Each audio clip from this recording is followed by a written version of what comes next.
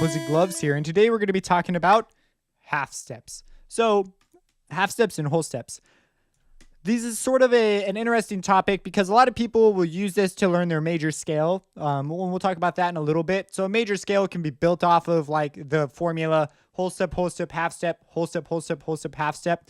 And you can shift these things around, but it's really actually a terrible way of learning it. It's fine for building the scales because it will let you build scales quickly, but in the long run, it will do more damage than good. So when I'm talking about this, it's useful. It will come up as useful sometimes, and other times it will be more damaging, even though it appears to make something easier now. And scales are just an example of that. So we can define our intervals instead of having, a name for the distance. Because we have 12 notes, we'll have intervals referencing one note to the farthest note we can have. And that's more useful to think about because, as you'll see later on when I talk about major scales, you'll be like, oh, this is like way more straightforward if you know your intervals, and will help you a lot more in the long run. But if you don't, especially with building chords, anyways, you get the point.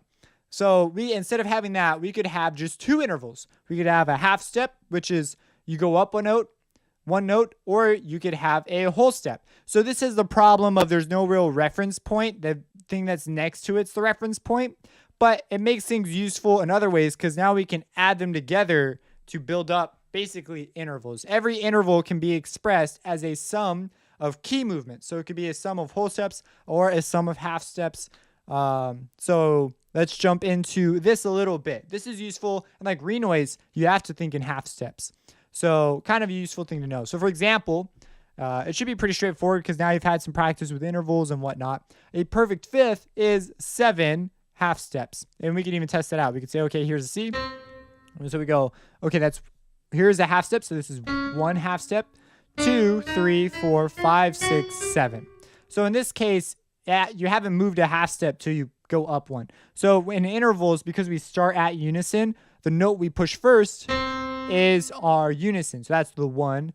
But in the case of half steps, it's an offset, so you got to move 1. So the next note in a half step, that's considered 1. So if C was our starting point, C sharp would be our first half step. So for example, a major third is 4 half steps. So go 1, 2, 3, 4. If we were to start from C, a minor third would be 3, so on, so forth. So it's pretty straightforward. It's just something I want to mention. You can go through and write out all the possibilities. Usually, half steps and whole steps are brought about to think of when you're dealing with constructing things that are made of major seconds and minor seconds. But on a larger scale, they're actually constructed out of other things. So like if we were to go to the scale example, just a brief example. So if I were to start on a C, I just used whole step, half step, whole step, half step. And it works. That same formula will sound the same. But what I'm actually using is a unison, major second, major third, perfect fifth, perfect fourth, perfect fifth, major sixth, major seven, perfect octave. So if you look at that, it's like, oh, that's all major and perfect intervals. Thus, the major scale, all major. So that's way more useful, especially when you get into building chords, and it's easier to think about too. So that's why I emphasize learning intervals first. And even if you just want to go through and have a game where you just guess the intervals and stuff, like, you think in your head, D, what's a augmented fourth away from D? And then you think in your head and you do it, and then you go on and you get really fast at it, then that's going to be way more useful to you. Improvising, playing, writing music theory, it's just even listening to music, especially if you're trying to write what you're hearing and you've taken some musicianship classes so you can do sight singing, you can break that stuff down really easy.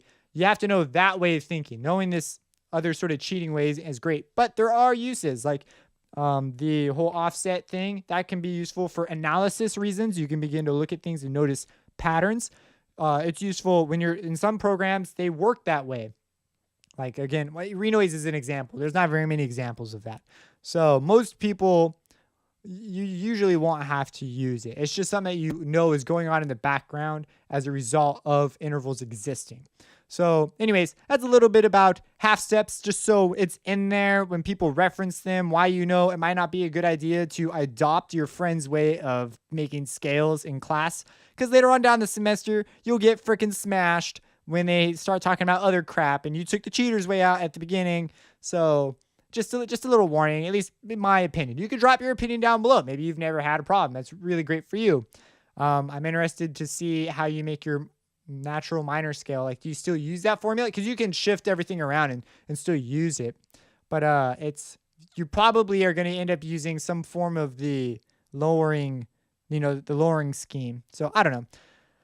If you have any questions, let me know. Subscribe and have a blessed day.